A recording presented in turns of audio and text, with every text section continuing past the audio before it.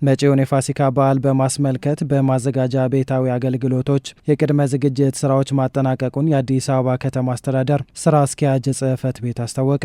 ጽሕፈት ቤቱ ከተጠሪ ተቋማት ጋር በጋራ በሰጠው መግለጫ በዓሉን ተከትሎ የሚከሰቱ አደጋዎችን ለመቆጣጠር የውሃና የመብራት መቆራረጥ እንዳይከሰት የተለያዩ ማሻሻያዎች መደረጋቸውን አመልክቷል።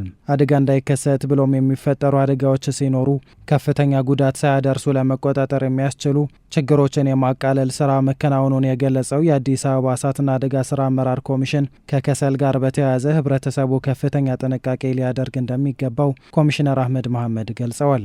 የከሰል ጉዳይ ያው እንደምናውቀው ብዙ ሰዎችን ያፍናል። በተደጋጋሚ እስካሁን ድረስ እያጋጠመን ያለና ብዙ ሰዎችን እየጎዳብን ያለ ይሄ ከከሰል ጋር ተያይዞ ስለሆነ ህብረተሰቡ በጣም ጥንቃቄ ሊያደርግ ይገባል።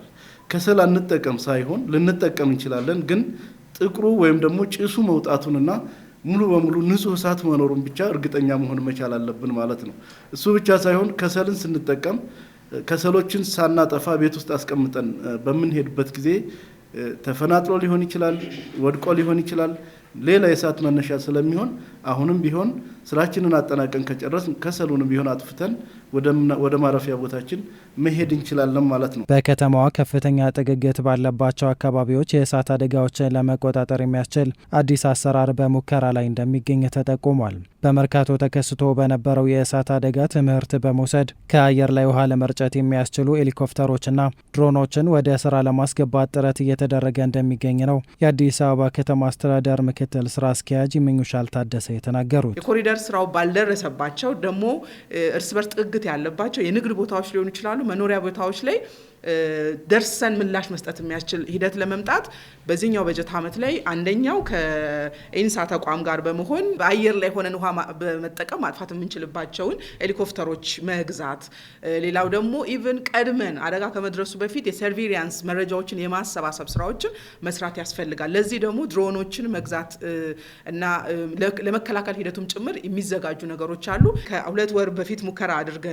በተለይ የመርካቶ አደጋ እንዳንድ መነሻ ይዘን እዛ አካባቢ ላይ ያሉ አሁንም ተጨባጭ እሳት ቢነሳ ምን አይነት መፍትሄዎች መስጠት እንችላለን የሚለውን የትኞቹ አካባቢዎች ላይ ነገ ሊያጋጥሙን ለሚችሉ አደጋዎቻችንን መፍትሄ ማበጀት ያስፈልጋል በሚል የሙከራ በረራም ጭምር ያደረግንበት ሂደት ላይ ያለ ጉዳይ አለ። ከመብራት ጋር በተያያዘ ሊፈጠር የሚችለውን የኃይል መቆራረጥ ለማስቀረት ለበዓሉ ሲባል 40 አዳዲስ ትራንስፎርመሮች ወደ አገልግሎት እንዲገቡ ማድረጉን የገለጸው ደግሞ የኢትዮጵያ ኤሌክትሪክ አገልግሎት የአዲስ አበባ ሪጅን ጽሕፈት ቤት ነው። የኤሌክትሪክ ኃይል መቆራረጡ ለመቀነስ ከጥገና ጋር በተያያዘ በእቅድ የሚቋረጡ መስመሮች የጥገና ስራ ማቆሙን የጽሕፈት ቤቱ የኦፕሬሽን ምክትል ስራ አስፈጻሚ ጂሳ ካሳ ተናግረዋል። ባለፉት 9 ወራቶች ውስጥ ወደ 600 የሚሆኑ አዳዲስ ትራንስፎርመሮችና እንደዛውም አጋዥ የሚሆኑ ወይም ደግሞ አፕግሬድ በማድረግ ወደ ሲስተም የገቡ አሉ። ለዚህ በዓል ተብሎ በልዩ ሁኔታ ደግሞ ወደ 40 የሚሆኑ ትራንስፎርመሮች በአራቱም ሪጅን ስር ወደ አገልግሎት ገብቷል ማለት ነው። የኤሌክትሪክ መቆራረጡን እንግዲህ ለመቀነስ አንደኛ በመደበኛ ወቅት የምንሰራቸው የቅድመ ጥገና ስራ በእቅድ የምናቋረጣቸው መስመሮች ከዛሬ ጀምሮ ቆሟል ማለት ነው። በኤሌክትሪክ ማስተላለፊያ መስመሮች ላይ ችግሮችን ለመለየት የሚያስችል ሲስተም እየተዘረጋ መሆኑን የገለጸው የኢትዮጵያ ኤሌክትሪክ አገልግሎት የአዲስ አበባ ሪጅን ጽሕፈት ቤት ከዚህም ባሻገር የትራንስፎርመሮችን የመሸከም አቅም የማሳደግ ስራ እያከናወነ እንደሚገኝ አስታውቋል። አዳዲስ የመሸከም ችግር ያለባቸው ማሰራጫ ጣቢያዎችን ከሌሎቹ ብዙ ጭነት የሌላቸው መስመሮች ጋራ በማገናኘት ስራዎች እየተሰሩ ቆይተዋል።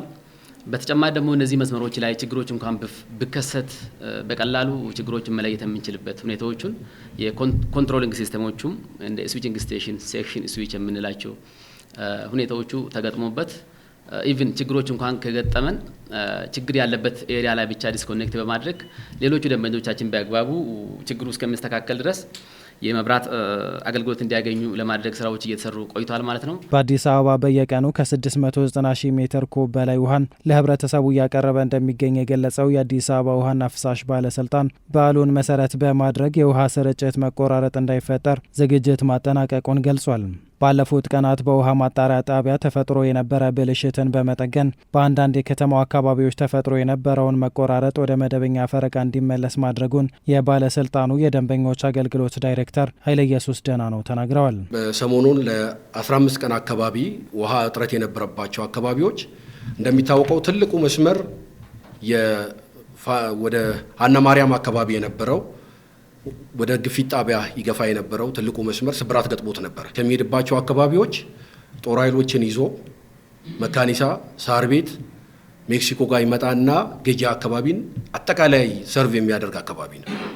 እነዚህ አካባቢዎች ላይ ውሃ ያላገኙበት ሁኔታ ነበር። በተቻለ መጠን በውሃ ቦቴ እንዲሁም ከሌሎች አካባቢዎች ፈረቃ በመቀነስ ጭምር የተለያዩ መስመር በመዘርጋት ጊዜያዊ ሶሉሽን ሲሰጥ ቆይቷል። ያ ችግር ግን ትላንትና ተፈቷል ሙሉ በሙሉ። ዛሬ ወደ መደበኛው ወደ ስርጭት ገብቷል ማለት ነው። ማንኛውም የሚከሰቱ አደጋዎች የመብራት ብሎም የውሃ መቆራረጥ ሲፈጠር ወደ ተቋማቱ አጭር ቁጥር በመደወል አፋጣኝ ምላሽ ማግኘት እንደሚቻል አስታውቀዋል።